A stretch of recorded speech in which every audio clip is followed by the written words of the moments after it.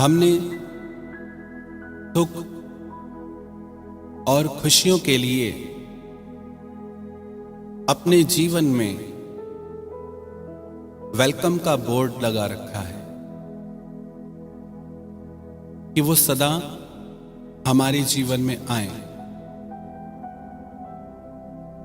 और दुखों के लिए सारे दरवाजे हमने बंद करके रखे हैं। फिर भी वो दुख हमारी पूरी सावधानी करने के बाद भी बार बार हमारे जीवन में आता है। हम खुशियां पाने का प्रयास करते हैं जन्म से लेकर मृत्यु तक, और दुखों से सामना होता रहता है। तो ऐसा क्यों होता है? जरा हम विचार करें, या तो हम उस डायरेक्शन में नहीं जा रहे जिस रास्ते पे, जिस मार्ग पे हमें खुशियां और सुख मिले। क्योंकि जिस रास्ते पे हम चल रहे हैं मंजिल भी हमें वही मिलेगी। हम जरा विचार करें, सोचें कि हमारी खुशी के साधन क्या है। खुशी हमें कहां से मिलती है, कहां से प्राप्त करने की कोशिश करते हैं, हमारी खुशी के साधन क्या हैं? संसार के भौतिक सुख, संसार के पदार्थों से सुख, संसार के व्यक्तियों से सुख, संसार की परिस्थितियों से सुख और स्थानों से सुख।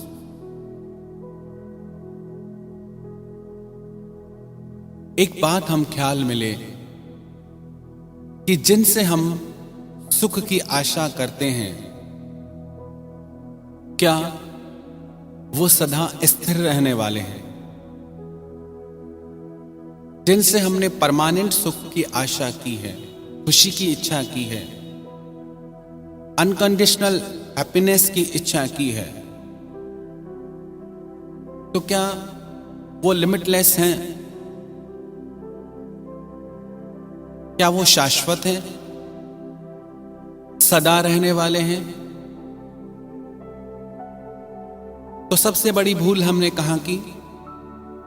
जिनकी सीमा है, जिनकी लिमिट है, वहां हमने इच्छा रखी कि हमें सदा रहने वाला सुख मिले, जो व्यक्ति, वस्तु, पदार्थ सदा स्वयं रहने वाले नहीं। उनसे हम यदि ऐसी आशा रखेंगे तो निश्चित हम दुख के मार्ग पर चल रहे हैं। एक व्यक्ति था, उसका अपने परिवार में बहुत प्रेम था, आसक्ति थी, और ऐसी प्रगाढ़ आसक्ति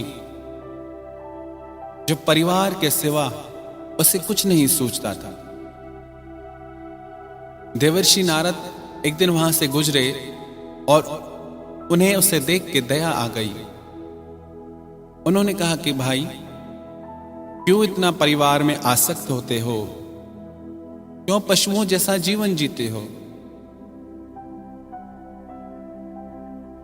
अपने आनंद को प्राप्त करो, परमात्मा में लग जाओ, और संसार का कर्तव्य सेवा की भांति निभाओ। वो बोला कि अभी नहीं, मैं बाद में करूंगा।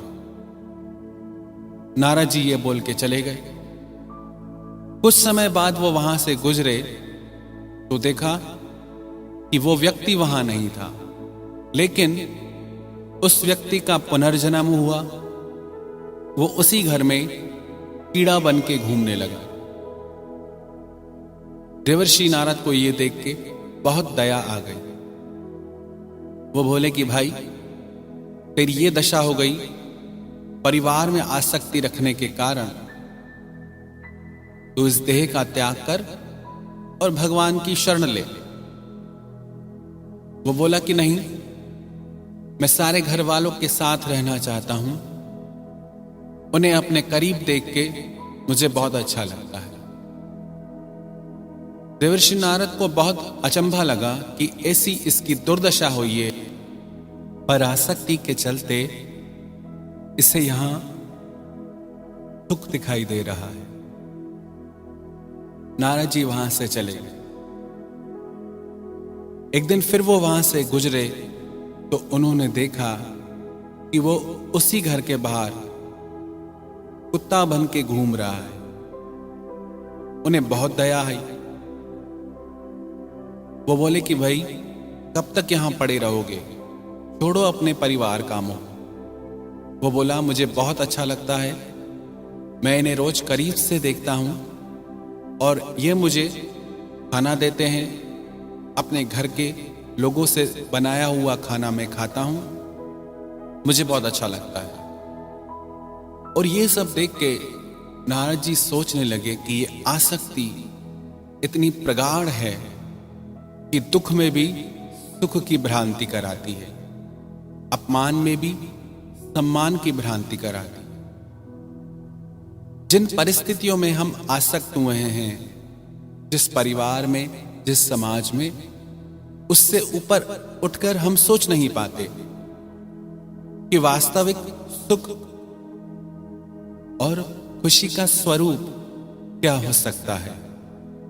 हमें लगता है मेरी खुशी का जो स्रोत है वो यही है, मेरा परिवार, मेरा समाज। लेकिन जरा सोचें, क्या वो सदा से हैं? क्या वो सदा रहने वाले हैं? क्या वो शाश्वत हैं?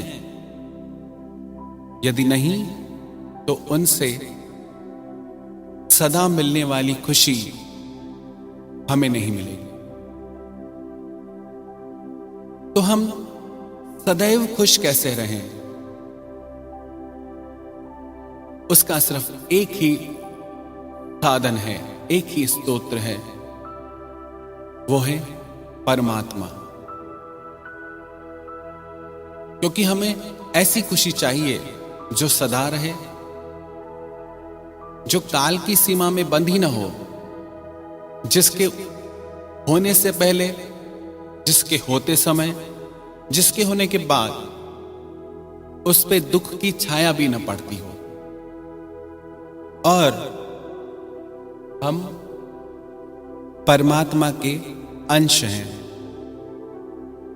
जैसे परमात्मा का स्वरूप चैतन्य शाश्वत है, वैसे ही हमारा भी वास्तविक स्वरूप चैतन्य शाश्वत है। जब तक हम अपने निज स्वरूप में, अपनी निजता में नहीं लौट के आएंगे, तब तक उस आनंद को, उस खुशी को हम प्राप्त नहीं कर पाएंगे। क्योंकि अभी तक जितने भी साधन हैं वो बाहर के हैं। जहां से भी खुशी मिल रही है बाहर से मिल रही है, हमारे भीतर से कोई खुशी का झरना नहीं बहता, कोई आनंद की लहर नहीं।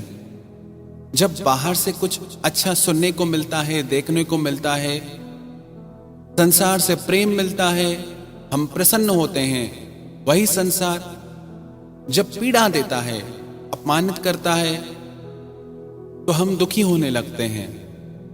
तो हमारी सारी दुख सुख की व्यवस्था बाहर के लोगों पे, बाहर की चीजों पे निर्भर करती है। यदि हम थोड़ा अपने आप में लौटें, अपने आप से जुड़ें, अपनी निजता से जुड़ें, परमात्मा से जुड़े, तो रोज रोज ये जीवन में दुख सुख का, पीड़ाओं का, परेशानियों का जो चक्कर चलता है वो ठहर जाएगा। क्योंकि हम देख पाएंगे ये सब चीजें चल रही हैं और मैं इससे अलग हूं।